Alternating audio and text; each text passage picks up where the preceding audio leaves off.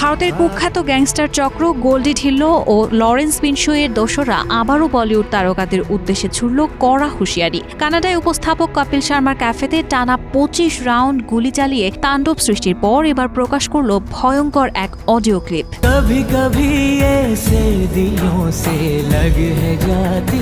ভারতীয় সংবাদ মাধ্যম আনন্দবাজার জানিয়েছে, সদ্য ভাইরাল হওয়া এক অডিও ক্লিপে বলিউড তারকাদের উদ্দেশ্যে হুমকি ও সতর্কবার্তা দিয়েছেন লরেন্স বিশনোই গ্যাংয়ের সদস্য হ্যারি বক্সার।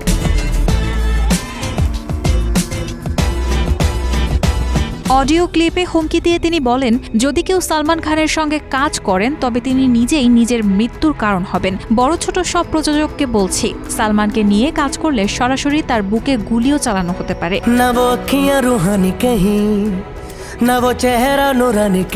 বলিউড তারকাদের উদ্দেশ্যে তিনি বলেন, যদি সালমানের সঙ্গে কেউ ব্যক্তিগত কিংবা পেশাগত সম্পর্ক রাখে তবে আর সতর্ক বার্তা নয়, মুম্বাইয়ের রাস্তায় চলবে AK-47।